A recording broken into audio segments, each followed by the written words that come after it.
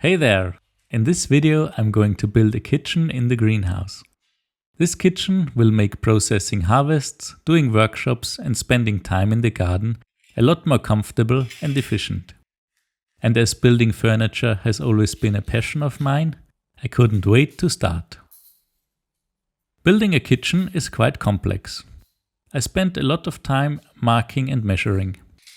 Getting something wrong here can bring a chain of problems with it, so I went slow and checked everything twice. The building process began with cutting the feet and wooden boards for the base of the kitchen.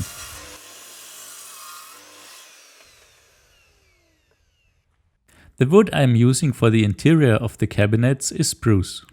The visible parts will be made from beech wood. The beech tree is the most common tree in my area, so I like to use it for the furniture I build.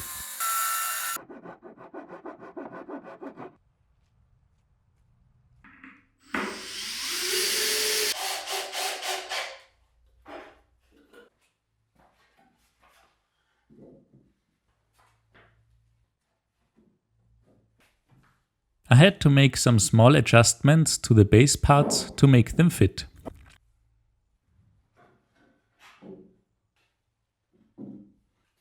After that, I screwed more boards to it and put it back in its place. In order to properly fix the whole kitchen to the greenhouse, I drilled holes into the concrete and screwed the base to it.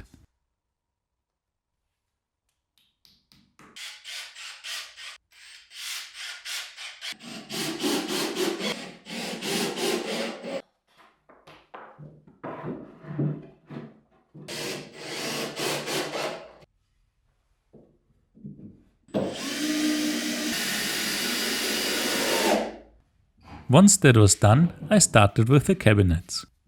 I reused two of these old cabinets because I have a few drawers that fit into them. I only had to make a few cuts to make them fit onto the base.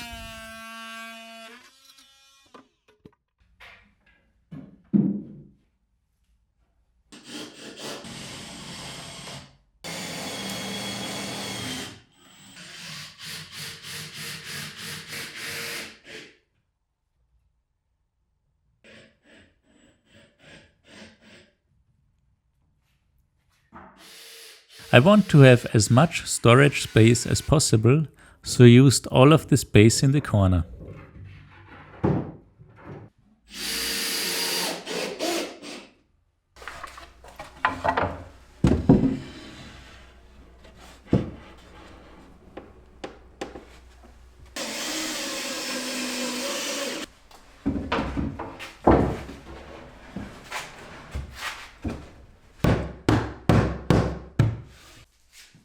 These storage boxes should fit into the cabinet, so I tested if I got the measurements right.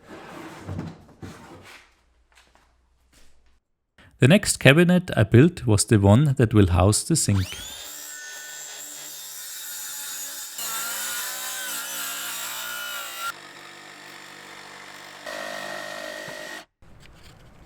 I built a few sockets into that cabinet, as the drinking water system involves a pump which needs power.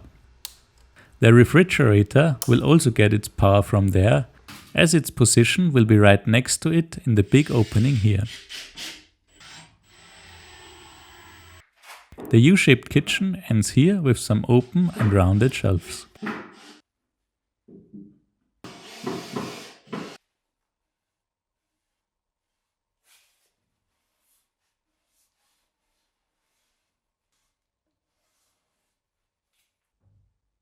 As a splashback, I use a white glass panel that I had stored in my cellar for years.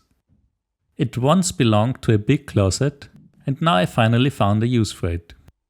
It's a bit too big, so I've hidden part of it behind the cabinets.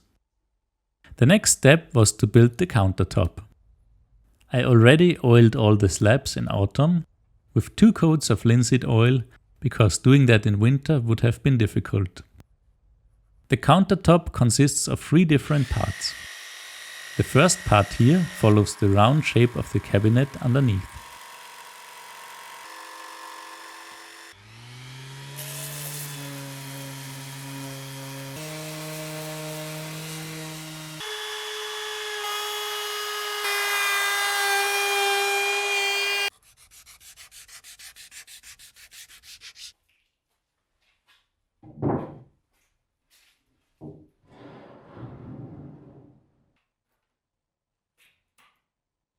I fixed it in place and checked if everything is level.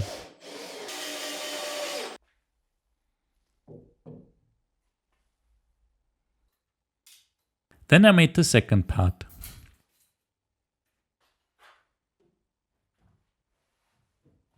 First I made it fit to the other side, then I cut it to the final length.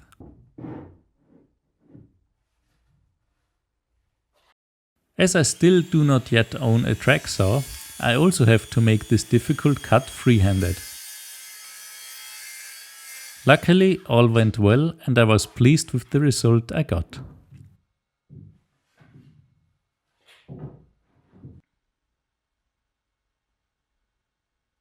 To join the two slabs together, I prepared a piece of wood with pre-drilled holes at an angle.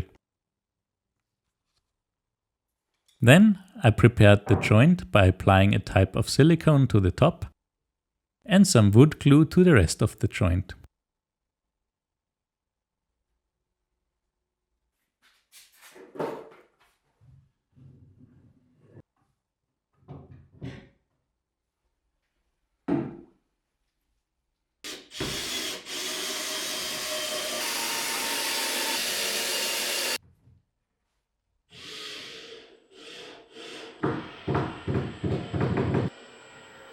It got pulled together nicely.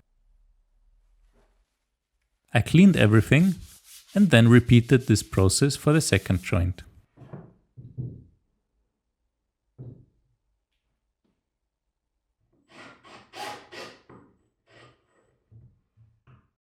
Now that all of them were joined together, I could cut the countertop to its final shape, which also involved cutting a curve with the jigsaw. With the router I rounded the edges, then I sanded and oiled it.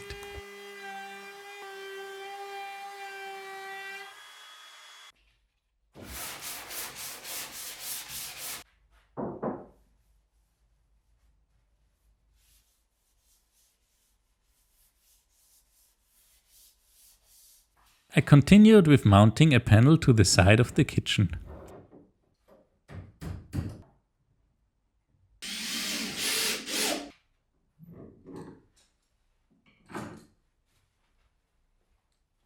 Then I switched my attention to the hanging cabinets.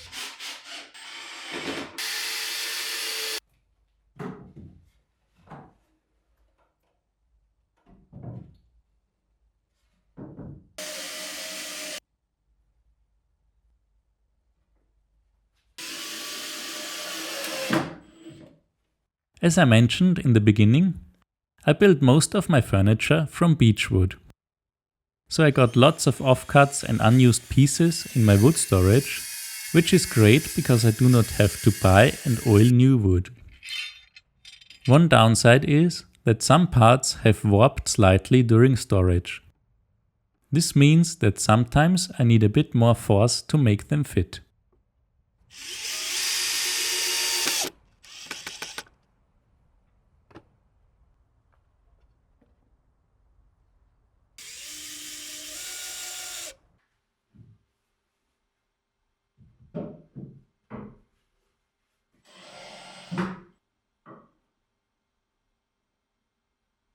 Next, I built a cabinet with sliding doors. For that, I installed this big panel here, which will be holding the cabinet, but also will hide the new water tank in the future. The panels for the doors were also bent quite a bit. To straighten them out, I took a piece of steel and cut a C-channel out of it. I made slots into the back of the panel and screwed the C-channel to it. This made it pretty flat again. To make the panel slide, I fixed small rolls to the bottom of the panel. At the top, I installed pins to guide them.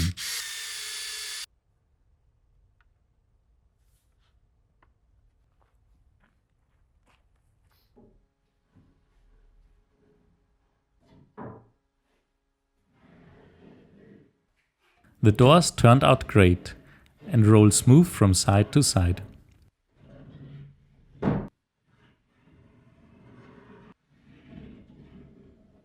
Then I finish the cabinet. Sometimes, when I complete a long and difficult task, like this sliding door cabinet, I like to reward myself with an easy task that makes a lot of visual progress. In this case, I cut out the hole for the sink.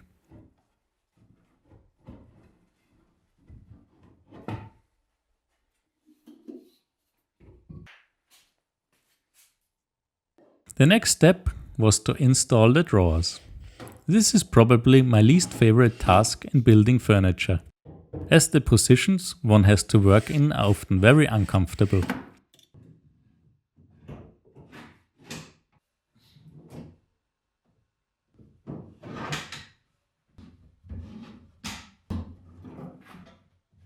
I installed 4 drawers that I already had.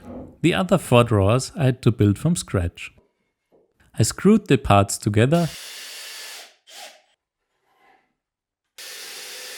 rounded the edges and mounted the attachment for the guide rails.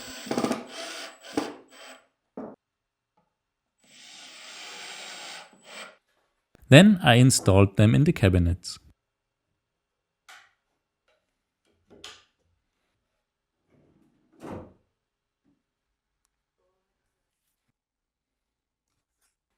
I continued with drilling the holes for the shelf support pins in the hanging cabinets and cut the shelves to size.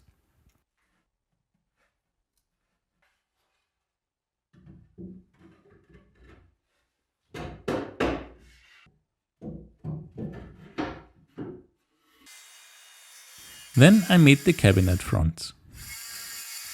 I cut them to the desired shape, drilled the holes for the hinges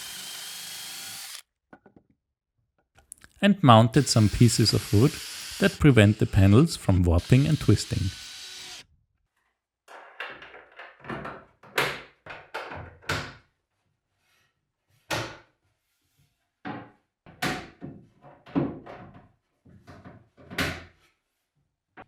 I had to adjust the hinges to bring them into the correct position.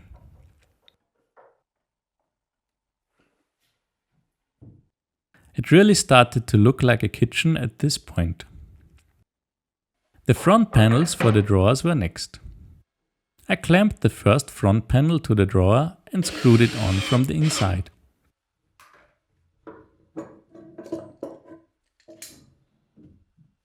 For even spacing in between the panels, I use 3 mm thick pieces of wood as a spacer.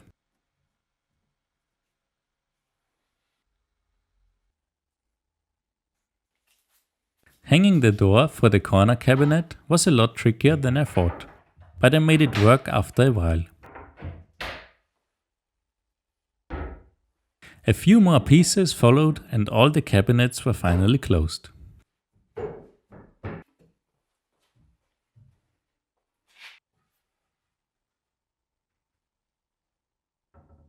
I put some noise dampers on all drawers and doors to make them close more quietly.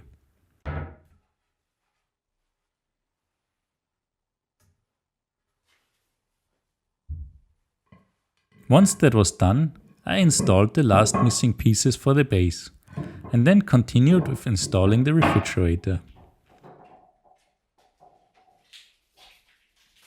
I unpacked it and put it into the cabinet.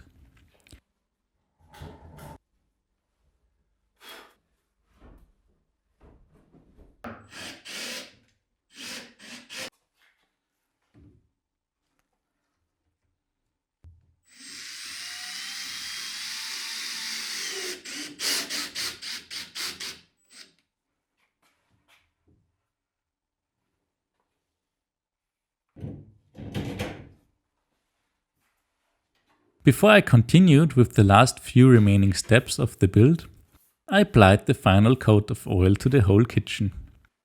For the top coat, I used linseed oil with some additives to make the surface stronger and more water resistant.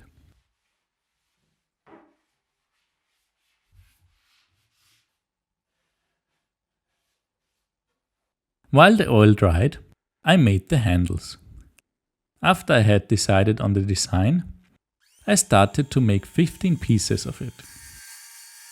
The cool thing about this handle design is that it is very easy to make a lot of them.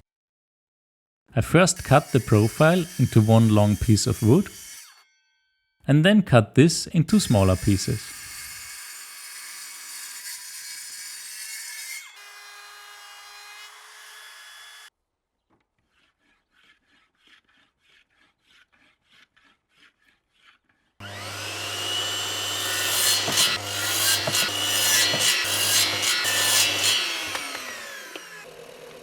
Then I sanded the pieces to their final shape.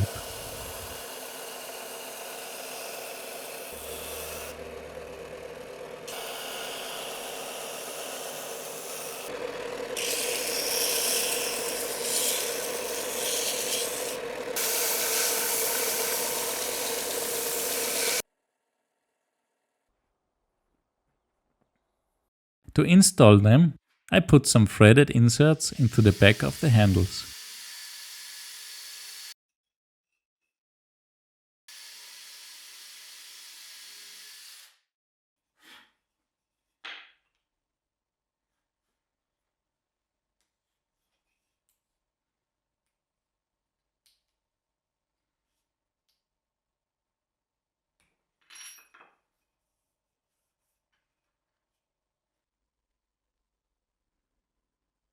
Once that was done, I made a jig to make drilling the holes into the cabinet fronts easier.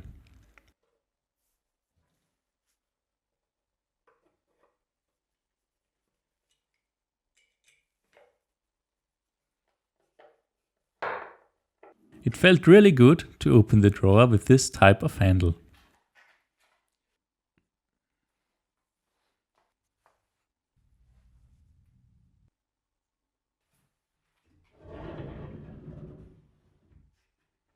After I installed all of them, I also oiled them with a coat of linseed oil. With this task out of the way, I then sealed all the gaps with brown silicone. The gaps were a bit wide in some areas, so it was quite difficult to get it looking good.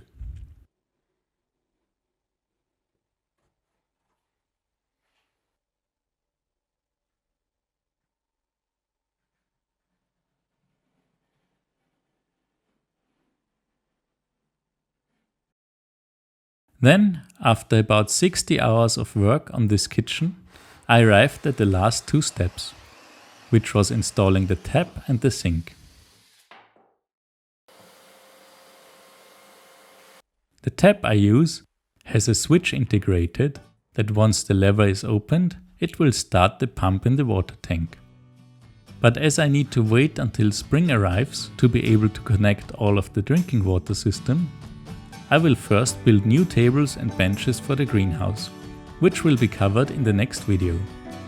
So we still need to wait a few weeks until we can finally cook something in our new kitchen.